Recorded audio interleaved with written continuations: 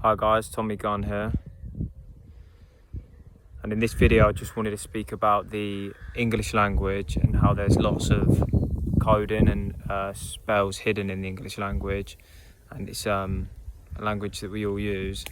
Well, in a lot of countries we use it, and we cast these spells without even knowing.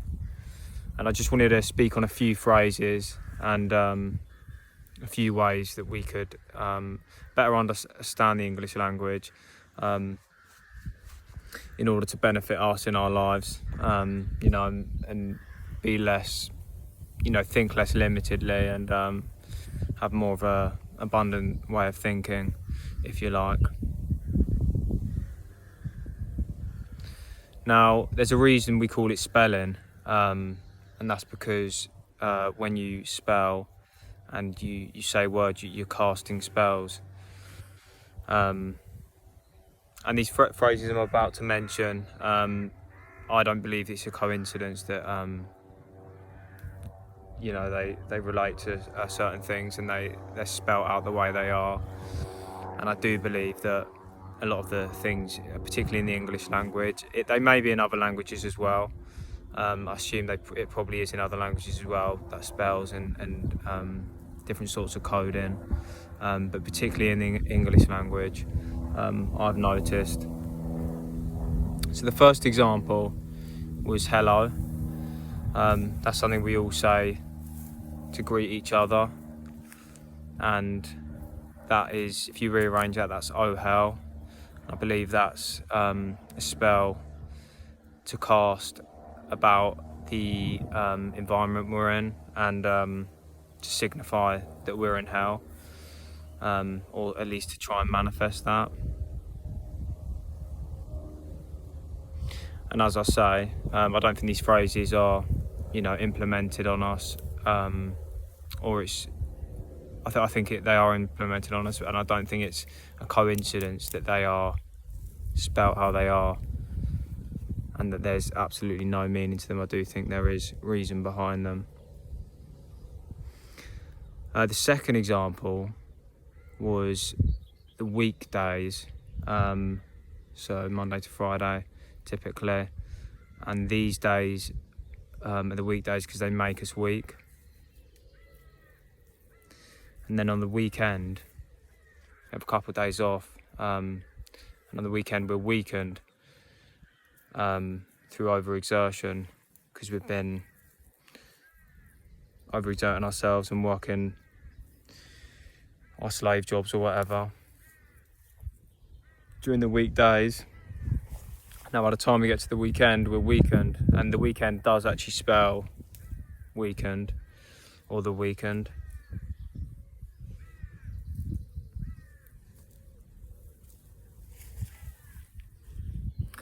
And the third one, or the fourth one, is to earn a living. Now, the term to earn a living, these are all things we say to each other, so I've picked these out. It's just quite typical English language. But to earn a living means that you have to earn your right to live, which basically means, or it means you don't deserve to be alive, don't have the right to be alive, which I thought was interesting. I saw that on a post the other day. I thought that phrase was interesting as well.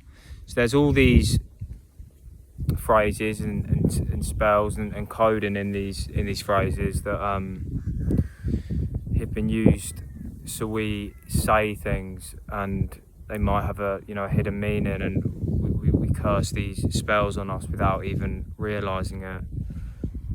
So I just wanted to make this video so we can gain an understanding as a people, more of an understanding and more of an awareness of these things that we're saying. And in my opinion, there would be plenty more.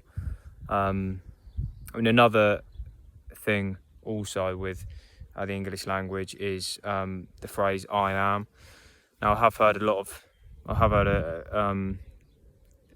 people say that they think the I am, or the I am movement, was a satanic teaching, I don't know if it is definitely a satanic teaching. It might be. I don't actually know, but with I am, I think whatever you follow it up by, follow it up with when you're saying I am, or if you say I feel something, it's quite important, because it you can end up condemning yourself, and your beliefs can be a bit limited if you're labeling yourselves with the wrong thing. Say you say I am depressed, you're gonna you're basically just gonna feel more depressed, and you're gonna manifest more of that into your reality, basically. Whereas if you say I feel good, I feel excellent, I feel great, I feel unstoppable, you're gonna just begin to feel that and believe that, and then you will bring about more of that I'm wealthy, I'm abundant kind of thing. Those are more positive things. Where if you think you're sort of in lack, or you think you don't know something, I don't know, or I feel depressed, I'm down at the moment, you're going to attract more of that into your life, because you're going to start to believe that, and then you're unconsciously going to attract more of that, and because you believe that. That's just the way it is, and you're going to bring about more limitation, lack of health and sickness if you use these negative kind of or these negative ways to describe yourself, and negative feelings or emotions. So yeah, whenever you're saying I feel or I am, just be careful what you follow it up with. If you're unsure about something, what I like to do is sometimes say I'm not 100% sure just yet, but I know I can find the answer, kind of thing. So you're realistic that you don't know something, you don't know it at that moment, but there's a way you can find out, and it's possible that you can find out, and there's maybe a power within you that can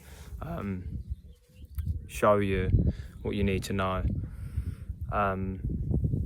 So yeah, those are the main phrases and words to describe ourselves through the English language that I thought were really important. I'm not saying don't use some of those phrases, or don't use the English language. I'm not saying that. I'm saying just understand it, and then go about your way of saying what you feel is necessary, and what you feel is going to benefit you.